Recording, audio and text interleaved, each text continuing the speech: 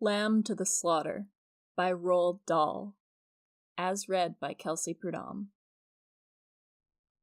The room was warm and clean, the curtains drawn, the 2 table lamps alight, hers and the one by the empty chair opposite. On the sideboard behind her, 2 tall glasses, soda water, whiskey, fresh ice cubes in the thermos bucket. Mary Maloney was waiting for her husband to come home from work. Now and again she would glance up at the clock, but without anxiety, merely to please herself with the thought that each minute gone by made it nearer the time when he would come. There was a slow, smiling air about her, and about everything she did. The drop of a head as she bent over her sewing was curiously tranquil. Her skin, for this was her 6th month with child, had acquired a wonderful, translucent quality. The mouth was soft, and the eyes, with their new placid look, seemed larger and darker than before. When the clock said 10 minutes to 5, she began to listen, and a few moments later, punctually as always, she heard the tires on the gravel outside and the car door slamming, the footsteps passing the window, the key turning in the lock.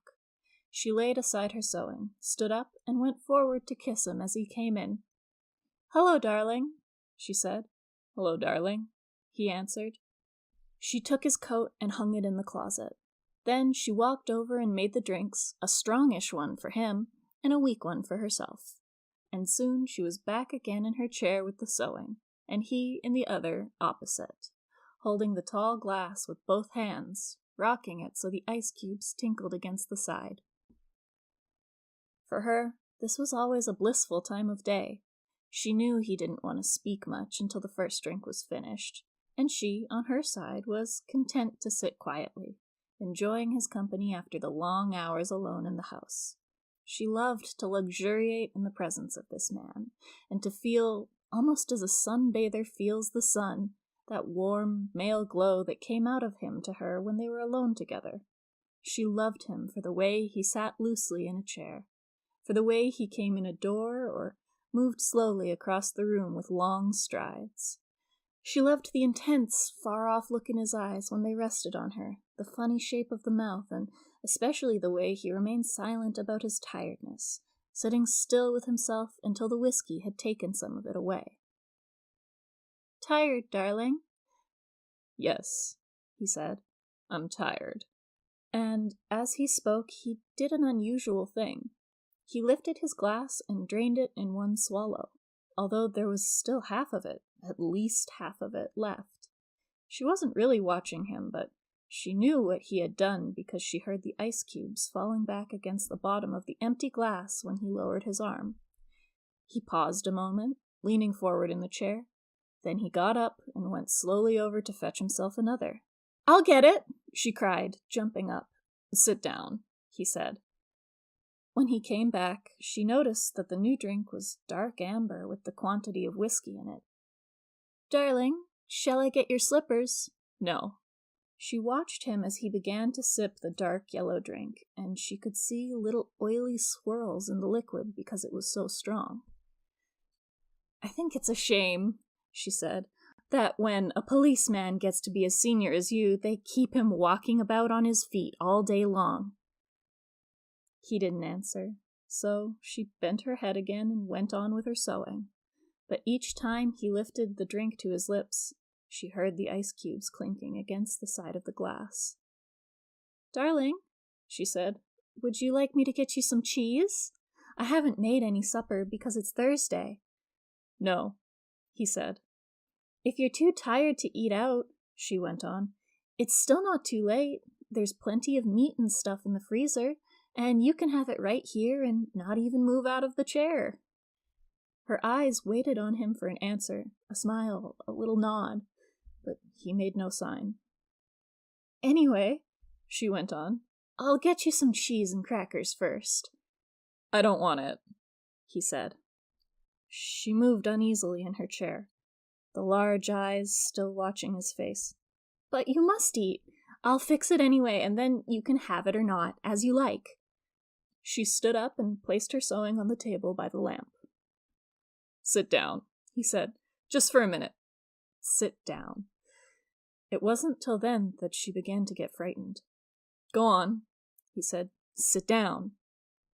She lowered herself back slowly into the chair, watching him all the time with those large, bewildered eyes. He had finished the second drink and was staring down into the glass, frowning. "Listen," he said. "I've got something to tell you." "What is it, darling? What's the matter?" He had now become absolutely motionless, and he kept his head down so that the light from the lamp beside him fell across the upper part of his face, leaving the chin and mouth in shadow. She noticed there was a little muscle moving near the corner of his left eye. "This is going to be a bit of a shock to you, I'm afraid," he said. "But I've thought about it a good deal, and I've decided the only thing to do is tell you right away. I hope you won't blame me too much." And he told her. It didn't take long, 4 or 5 minutes at most, and she stayed very still through it all, watching him with a kind of dazed horror as he went further and further away from her with each word. "So there it is," he added, "and I know it's kind of a bad time to be telling you, but there simply wasn't any other way. Of course, I'll give you money and see you're looked after, but there needn't really be any fuss. I hope not, anyway. It wouldn't be very good for my job." Her first instinct was not to believe any of it, to reject it all. It occurred to her that perhaps he hadn't even spoken, that she herself had imagined the whole thing. Maybe, if she went about her business and acted as though she hadn't been listening, then later, when she sort of woke up again, she might find none of it had ever happened. "I'll get the supper," she managed to whisper, and this time he didn't stop her. When she walked across the room, she couldn't feel her feet touching the floor. She couldn't feel anything at all, except a slight nausea and a desire to vomit. Everything was automatic now. Down the steps to the cellar, the light switch, the deep freeze, the hand inside the cabinet taking hold of the first object it met. She lifted it out and looked at it. It was wrapped in paper, so she took off the paper and looked at it again. A leg of lamb. All right, then. They would have lamb for supper. She carried it upstairs, holding the thin bone end of it with both her hands. And as she went through the living room, she saw him standing over by the window with his back to her, and she stopped. "For God's sake," he said, hearing her, but not turning around. "Don't make supper for me. I'm going out." At that point, Mary Maloney simply walked up behind him, and without any pause, she swung the big frozen leg of ham high in the air and brought it down as hard as she could on the back of his head. She might just as well have hit him with a steel club. She stepped back a pace, waiting, and the funny thing was that he remained standing there for at least 4 or 5 seconds, gently swaying. Then he crashed to the carpet. The violence of the crash, the noise, the small table overturning, helped bring her out of her shock. She came out slowly, feeling cold and surprised, and she stood for a while, blinking at the body, still holding the ridiculous piece of meat tight with both hands. "All right," she told herself, "so I've killed him." It was extraordinary now how clear her mind became all of a sudden. She began thinking very fast. As the wife of a detective, she knew quite well what the penalty would be. That was fine. It made no difference to her. In fact, it would be a relief. On the other hand, what about the child? What were the laws about murderers with unborn children? Did they kill them both, mother and child? Or did they wait until the 10th month? What did they do? Mary Maloney didn't know, and she certainly wasn't prepared to take a chance. She carried the meat into the kitchen, placed it in a pan, turned the oven on high, and shoved it inside. Then she washed her hands and ran upstairs to the bedroom. She sat down before the mirror, tidied her hair, touched up her lips and face. She tried a smile. It came out rather peculiar. She tried again. "Hello, Sam," she said brightly, aloud. The voice sounded peculiar, too. "I want some potatoes, please, Sam." Yes, and I think a can of peas. That was better. Both the smile and the voice were coming out better now. She rehearsed it several times more. Then she ran downstairs, took her coat, went out the back door, down the garden, into the street. It wasn't 6 o'clock yet, and the lights were still on in the grocery shop. "Hello, Sam," she said brightly, smiling at the man behind the counter. "Why, good evening, Mrs. Maloney. How are you?" "I want some potatoes, please, Sam." "Yes, and I think a can of peas." The man turned and reached up behind him on the shelf for the peas. "Patrick's decided he's tired and doesn't want to eat out tonight," she told him. "We usually go out on Thursdays, you know, and now he's caught me without any vegetables in the house." "Then how about meat, Mrs. Maloney?" "No, I've got meat, thanks. I got a nice leg of lamb from the freezer." "Ah, I don't much like cooking it frozen, Sam, but I'm taking a chance on it this time. You think I'll be all right?" "Personally," the grocer said, "I don't believe it makes any difference. You want these Idaho potatoes?" "Oh, yes, that'll be fine. 2 of those." "Anything else?" The grocer cocked his head to one side, looking at her pleasantly. "How about afterwards? What are you going to give him for afterwards?" "Well, what would you suggest, Sam?" The man glanced around his shop. "How about a nice big slice of cheesecake? I know he likes that." "Perfect," she said. "He loves that." And when it was all wrapped and she had paid, she put on her brightest smile and said, "Thank you, Sam. Good night." "Good night, Mrs. Maloney, and thank you." And now, she told herself as she hurried back, all she was doing now, she was returning home to her husband, and he was waiting for his supper. And she must cook it good and make it as tasty as possible because the poor man was tired. And if, when she entered the house, she happened to find anything unusual or tragic or terrible, then naturally it would be a shock, and she'd become frantic with grief and horror. Mind you, she wasn't expecting to find anything. She was just going home with the vegetables. Mrs. Patrick Maloney going home with the vegetables on Thursday evening to cook supper for her husband.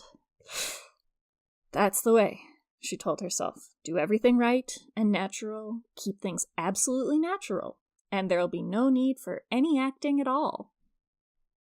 Therefore, when she entered the kitchen by the back door, she was humming a little tune to herself and smiling. "Patrick," she called, "how are you, darling?" She put the parcel down on the table and went through into the living room, and when she saw him lying there on the floor with his legs doubled up and one arm twisted back underneath his body, it really was rather a shock. All the old love and longing for him welled up inside her, and she ran over to him, knelt down beside him, and began to cry her heart out. It was easy. No acting necessary. A few minutes later, she got up and went to the phone. She knew the number of the police station, and when the man at the other end answered, she cried to him, "Quick! Come quick! Patrick's dead!" "Who's speaking?" "Mrs. Maloney. Mrs. Patrick Maloney." "You mean Patrick Maloney's dead?" "I think so," she sobbed. "He's lying on the floor, and I think he's dead." "Be right over," the man said. The car came very quickly, and when she opened the front door, 2 policemen walked in. She knew them both. She knew nearly all the men at that precinct. And she fell right into a chair, then went over to join the other one, who was called O'Malley, kneeling by the body. "Is he dead?" she cried. "I'm afraid he is. What happened?" Briefly, she told her story about going out to the grocer and coming back to find him on the floor. While she was talking, crying and talking, Noonan discovered a small patch of congealed blood on the dead man's head. He showed it to O'Malley, who got up at once and hurried to the phone. Soon, other men began to come into the house. First, a doctor, then 2 detectives, one of whom she knew by name. Later, a police photographer arrived and took pictures, and a man who knew about fingerprints. There was a great deal of whispering and muttering beside the corpse, and the detectives kept asking her a lot of questions, but they always treated her kindly. She told her story again, this time from the beginning, when Patrick had come in, and she was sewing, and he was tired, so tired that he hadn't wanted to go out for supper. She told how she'd put the meat in the oven, it's there now, cooking, and how she'd slopped out to the grocer for vegetables, and come back to find him lying on the floor. "Which grocer?" one of the detectives asked. She told him, and he turned and whispered something to the other detective, who immediately went outside into the street. In 15 minutes he was back with a page of notes, and there was more whispering, and through her sobbing she heard a few of the whispered phrases. Acted quite normal, very cheerful, wanted to give him a good supper, peas, cheesecake. Impossible that she... After a while, the photographer and the doctor departed, and 2 other men came in and took the corpse away on a stretcher. Then the fingerprint man went away. The 2 detectives remained, and so did the 2 policemen. They were exceptionally nice to her, and Jack Noonan asked if she wouldn't rather go somewhere else, to her sister's house perhaps, or to his own wife, who would take care of her and put her up for the night. No, she said. She didn't feel she could move even a yard at the moment. Would they mind awfully if she stayed just where she was until she felt better? She didn't feel too good at the moment. She really didn't. Then hadn't she better lie down on the bed? Jack Noonan asked. No, she said. She'd like to stay right where she was, in this chair. A little later, perhaps, when she felt better, she would move. So they left her there while they went about their business searching the house. Occasionally, one of the detectives asked her another question. Sometimes Jack Noonan spoke to her gently as he passed by. Her husband, he told her, had been killed by a blow on the back of the head administered with a heavy blunt instrument, almost certainly a large piece of metal. They were looking for the weapon. The murderer may have taken it with him, but on the other hand, he may have thrown it away or hidden it somewhere on the premises. That's the old story, he said. Get the weapon, and you've got the man. Later, one of the detectives came up and sat beside her. Did she know, he asked, of anything in the house that could have been used as the weapon? Would she mind having a look around to see if anything was missing? A very big spanner, for example, or a heavy metal vase. They didn't have any heavy metal vases, she said. Or a big spanner. She didn't think they had a big spanner, but there might be some things like that in the garage. The search went on. She knew that there were other policemen in the garden all around the house. She could hear their footsteps on the gravel outside, and sometimes she saw a flash of a torch through a chink in the curtains. It began to get late. Nearly 9, as she noticed by the clock on the mantel. The 4 men searching the rooms seemed to be growing weary, a trifle exasperated. Jack, she said, the next time Sergeant Noonan went by, would you mind giving me a drink? Sure, I'll give you a drink. You mean this whiskey? Yes, please, but just a small one. It might make me feel better. He handed her the glass. Why don't you have one yourself? She said. You must be awfully tired. Please do. You've been very good to me. Well, he answered, it's not strictly allowed, but I might take just a drop to keep me going. One by one, the others came in and were persuaded to take a little nip of whiskey. They stood around rather awkwardly with the drinks in their hands, uncomfortable in her presence, trying to say consoling things to her. Sergeant Noonan wandered into the kitchen, came out quickly, and said, Look, Mrs. Maloney, you know that oven of yours is still on, and the meat's still inside. Oh, dear me, she cried, so it is. I better turn it off for you, hadn't I? Will you do that, Jack? Thank you so much. When the sergeant returned the second time, she looked at him with her large, dark, tearful eyes. Jack Noonan? She said. Yes. Would you do me a small favor, you and these others? We can try, Mrs. Maloney. Well, she said, here you all are, and good friends of dear Patrick's too, and helping to catch the man who killed him. You must be terribly hungry by now, because it's long past your supper time, and I know Patrick would never forgive me. God bless his soul. If I allowed you to remain in this house without offering you decent hospitality. Why don't you eat up that lamb that's in the oven? It'll be cooked just right by now. Wouldn't dream of it, Sergeant Noonan said. Please, she begged, please eat it. Personally, I couldn't touch a thing. Certainly not what's been in the house when he was here. But it's all right for you. It'd be a favor to me if you'd eat it up. Then you can go on with your work again afterwards. There was a good deal of hesitating among the 4 policemen, but they were clearly hungry, and in the end, they were persuaded to go into the kitchen and help themselves. The woman stayed where she was, listening to them speaking among themselves, their voices thick and sloppy because their mouths were full of meat. "Have some more, Charlie?" "Nah. No, better not finish it. She wants us to finish it. She said so. Be doing her a favor." "Okay, then. Give me some more." "That's a hell of a big club the guy must have used to hit poor Patrick," one of them was saying. "The doc says his skull was smashed all to pieces just like from a sledgehammer. That's why it ought to be easy to find." "Exactly what I say. Whoever done it, they're not going to be carrying a thing like that around with them longer than they need." One of them belched. "Personally, I think it's right here on the premises. Probably right under our very noses. What do you think, Jack?" And in the other room, Mary Maloney began to giggle.